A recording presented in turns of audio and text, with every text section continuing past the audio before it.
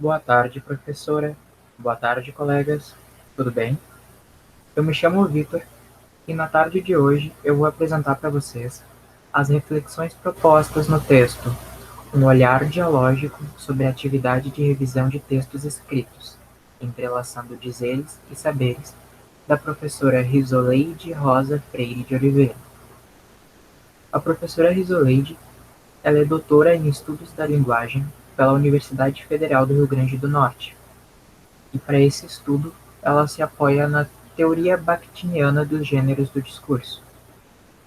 Então, para essa apresentação, eu vou expor para vocês de uma forma sucinta a teoria dos gêneros do discurso e as implicações que a professora Risoleide apresenta que essa teoria tem para o nosso trabalho de revisão textual. Perfeito? Então, começando, né, indo agora para a teoria. Uh, Diferente do Saussure, que é um linguista que a gente já conhece muito bem, que estudava a língua pelo seu viés sistemático, Mikhail Bakhtin, filósofo da linguagem, ele estuda a língua pelo seu viés social, ou seja, pelo seu caráter comunicativo, né? Então, nesse sentido, a teoria dos gêneros do discurso propõe que a comunicação entre um ou mais indivíduos ela acontece por meio de atos de fala, ou seja, por meio de enunciados em uma determinada esfera social, né? Então, na esfera científica, na esfera jurídica, na esfera cotidiana, eu vou ter enunciados típicos relativamente estáveis, ou seja, eles vão ter certas regularidades dependendo do meio social em que eles ocorrem, né? Então, ainda que a gente não conheça teoricamente os gêneros, a gente utiliza eles sempre de maneira espontânea, sem perceber. A nossa língua, a aquisição da língua materna, ela acontece por meio dos gêneros do discurso. Então, um exemplo simples e bem esdrúxulo para ilustrar seria os enunciados típicos de um cliente em uma padaria direcionados ao padeiro. Nessa esfera de atividade humana, que é a padaria, né, é uma convenção entre os falantes da língua que a comunicação ela seja direta. Então, quando se quer comprar pães, seguramente as pessoas chegam na padaria e dizem: Oi, bom dia, boa tarde, boa noite, eu gostaria de 10 pães. Convenhamos que dificilmente nessa situação um indivíduo vai chegar até a padaria e vai dizer algo como: Oi, o meu nome é Vitor, eu sou estudante de licenciatura em letras, eu tenho muita dificuldade com a gramática da língua espanhola, mas eu sou super bom em produção de textos em língua portuguesa e por isso eu acredito que eu preciso ficar com esses pães. Isso não é adequado à situação, né? Convenhamos que essa lógica de se apresentar, de dizer a sua idade, de falar sobre as suas características, seus defeitos e qualidades profissionais, elas estão mais adequadas ao gênero entrevista de emprego. E é aqui que eu tento encaixar o conceito de dialogismo e como eu compreendo esse conceito, né? Mas então, por que que a gente chega em uma padaria e se comunica de forma direta? Por que que é uma convenção entre os falantes da língua, né? Porque eu, Vitor, eu não fui até a padaria combinar com o padeiro e dizer para ele ou para ela que toda vez que eu chegar até a padaria eu vou falar de forma objetiva. Não, eu não fiz isso, eu não construí esse contrato social. Mas a língua, nesse caso, os gêneros do discurso, eles possuem historicidade. Então, a gente se comporta na comunicação conforme historicamente se convencionou entre os falantes da língua se comunicar nessa determinada situação, né? Então, ainda sobre essa questão dos gêneros do discurso, né? Os atos de fala, os enunciados, eles vão sofrer algumas influências, né? Dependendo das relações hierárquicas, né? Ou das relações interpessoais entre os indivíduos. Então, a forma com que eu me comunico com o policial é diferente da forma que eu me comunico com o padeiro, que é diferente da forma que eu comunico com a minha orientadora, que se difere radicalmente da forma que eu me comunico com a minha mãe, né? Ou seja, as relações interpessoais, elas influenciam a composição e o estilo dos enunciados, né? A emoção, o juízo de valor que o falante tem com o conteúdo do seu enunciado também, uh, também influencia, né, a composição e o estilo desse ato de fala. Então, um outro exemplo bem, bem grosso, bem rude, seria a gente pensar em uma mãe que tem uma apreciação valorativa, que tem uma emoção, um juízo de valor negativo em relação às saídas noturnas, os atos de fala dela em relação aos seus filhos adolescentes, que querem sair e ir para uma festa durante a noite. Então, ainda que essa mãe ela, ela permita que esses adolescentes saiam, seguramente os enunciados dela vão ter um caráter de advertência, de apresentar, olha, a noite ela é perigosa, vocês podem ser assaltados, não bebam tanto, tomem cuidado, né? Ou seja, o juízo de valor, a emoção que a gente tem sobre o conteúdo influencia o nosso enunciado, não é? Por isso que a gente diz que todo enunciado é ideológico, mas em contrapartida, as frases, orações, enfim, a concretude, a materialidade da língua não é. Por isso que ela cabe a qualquer juízo de valor.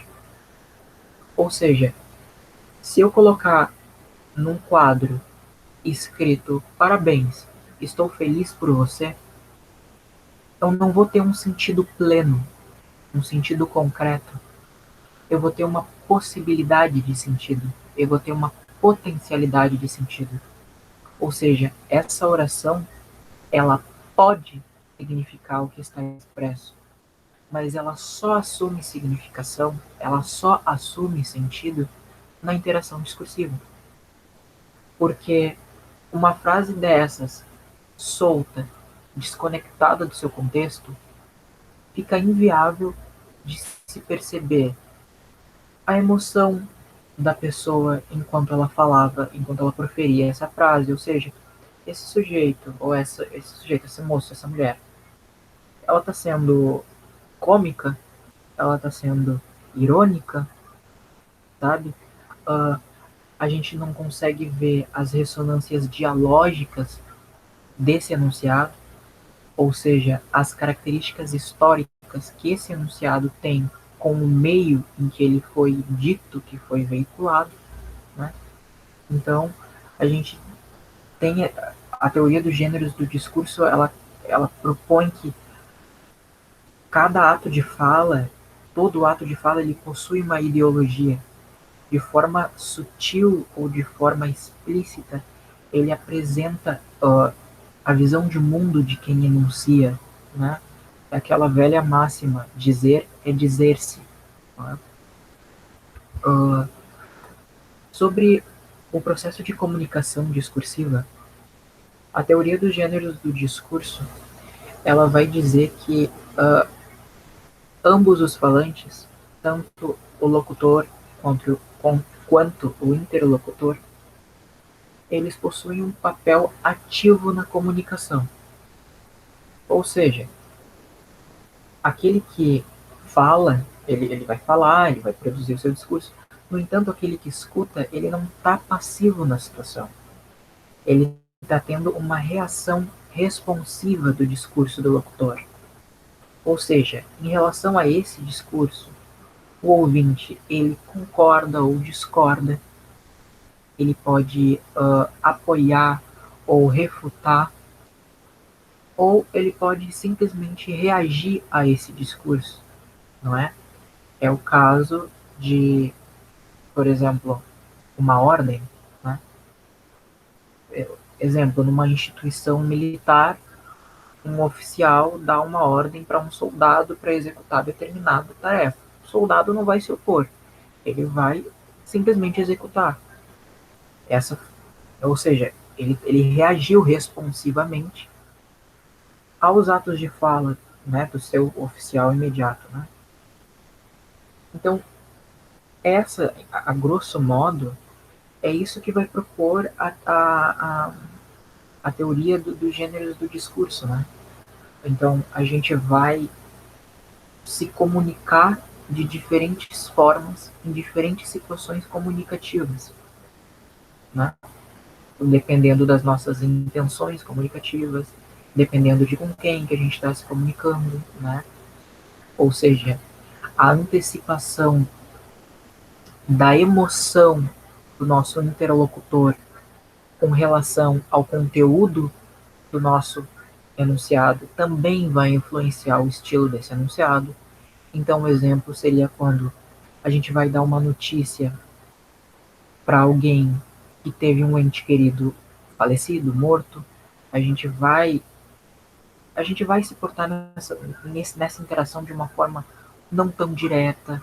A gente vai tentar ser um pouco mais confortante na nossa, na nossa comunicação para que o clima não fique pesado, para que a pessoa não para que isso não derrube emocionalmente a pessoa, né? Mesmo que às vezes isso não funcione, né? Então o enunciado ele vai sofrer inúmeras influências dependendo da situação comunicativa, né? E o que isso se relaciona com a nossa atividade de revisão de textos?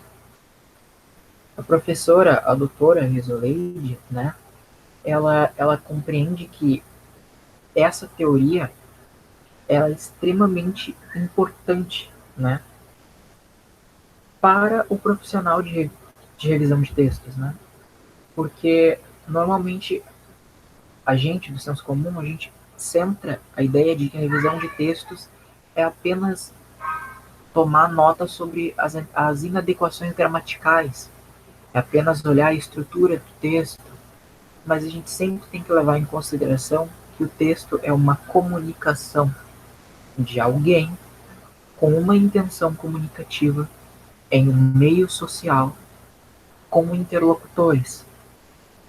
Esse autor, ele vai tentar, ou essa autora, essa pessoa ela vai tentar antecipar a reação do seu público.